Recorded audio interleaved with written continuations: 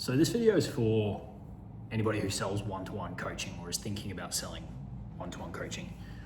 In mid-2023, in the lead up to my first son being born, I made a strategic move in two parts in my own information business. One was to aggressively cull everything down to a single offer, and that was a really, really good decision. But the second layer to that was that single offer was only one-to-one coaching.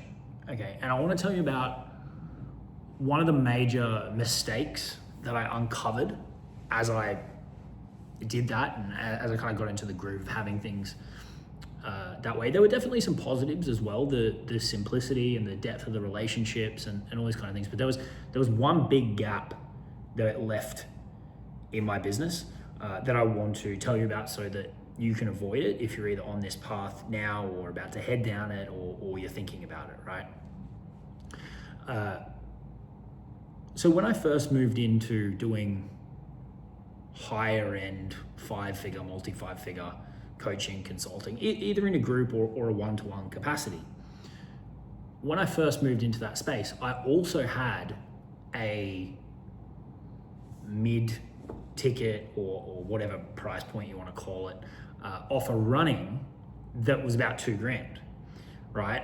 You could consider that high ticket relative to the other stuff I was selling. It was kind of mid-ticket, right?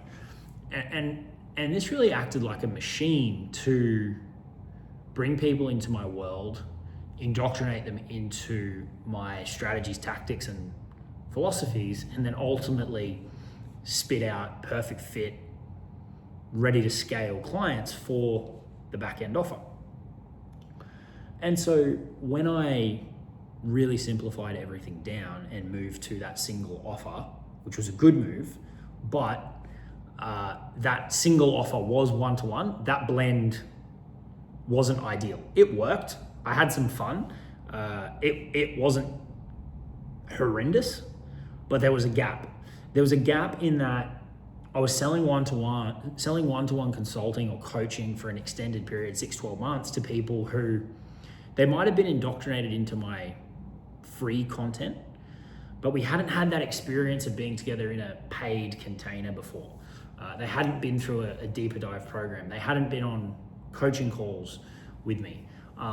And it's only really through that experience that both parties can really figure out if it's a perfect fit or not, right? And so what that meant was that with each of these relationships that I was opening up, there was this bit of anxiety or stress or uncertainty from my end, and there probably was from their end as well, around how is this going to go? Are we really a fit to jive together? There was never any doubts around strategically or tactically, from a business sense, can I help them? Because I know my stuff works. It's worked for me and it's worked for my clients. But it was more on the personal side, more on the relationship side. Are we really, really going to connect, right? Am I letting the wrong person into this, close knit group of clients that I work with one-to-one? And then we did have a small group component as well. Am I putting the group dynamic at risk, right? And this became a challenge for a couple of reasons. One, I really didn't like that feeling, enrolling people. But two, it meant that it created a little bit of need around selling one-to-one. And I think reflecting back now, that's the last place that you want to sell any one-to-one container from, is from a place of need, right? Because the entire business was being driven by that level of service, in order for the business to continue to operate, I needed to take on clients, right? Which is fine in a nutshell and is very, very normal. But I don't think you want to have the entire business need one-to-one clients. I think that shifts the dynamic. I think that changes how you sell. I think that changes who you sell to. I think that changes the energy that you show up with. I think that changes how people are going to work with you after they come on because of the process that they've been through in order to get there. And so the reason I tell you all this is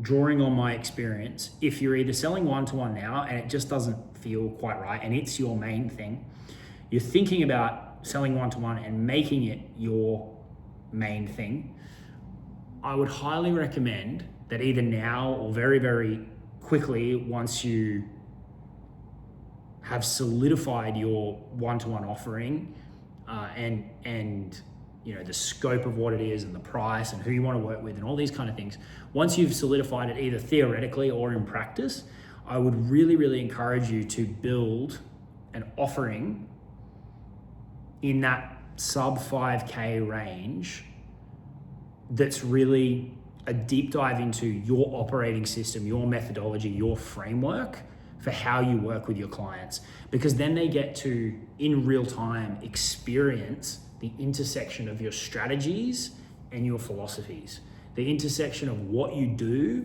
and who you are, okay? Now, this stuff can definitely come through in our content, and we want it to come through in our content, but it's not quite the same as actually working in this type of container with somebody. The other thing that this achieves, and this is a topic I'm going to talk more about, is that it really allows you to do two extra things. One, you can machine the whole process up to people becoming one-to-one clients a lot more because you've got a pathway that they can move through. That doesn't mean everyone's going to move through the same pathway, but there's a pathway there for them to move through in their own time and in a more automated way. It's a chunky transaction in the process that either drives up your profits such that you reduce dependency on one-to-one, or you can more aggressively reinvest into the business to grow even more. And where that becomes powerful, which is the second big thing that the structural change achieves, is it allows you to more tightly control basic economics of supply and demand, okay? Because the more demand that you've got, and if you cap supply or reduce supply, you can make the pricing and the delivery terms more favorable to exactly what you want to charge and exactly how you want to deliver, okay? So food for thought, if you're doing one-to-one or you're thinking about integrating one-to-one, from my own experience, I would recommend that you either first build a machine that can facilitate this and really indoctrinate people into your way of doing things, your strategies and who you are, your philosophies.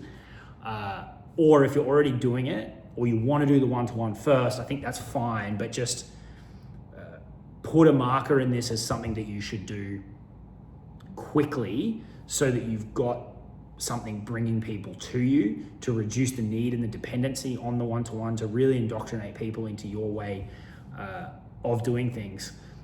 I think it will make your experience working with people one-to-one a lot more enjoyable. It will, in a lot of cases, remove any tension around, should I bring this person on as a client? Because if there's any uncertainty, you can just drop them into that main, more leveraged container and use that as a test before they ascend up. And it just gives you a lot more flexibility in your structure for all of those reasons that I've discussed. Okay, so little piece of advice for anyone doing one-to-one, thinking about doing one-to-one, integrate this into your ecosystem, and I think it's going to serve you a lot better. All right, cheers.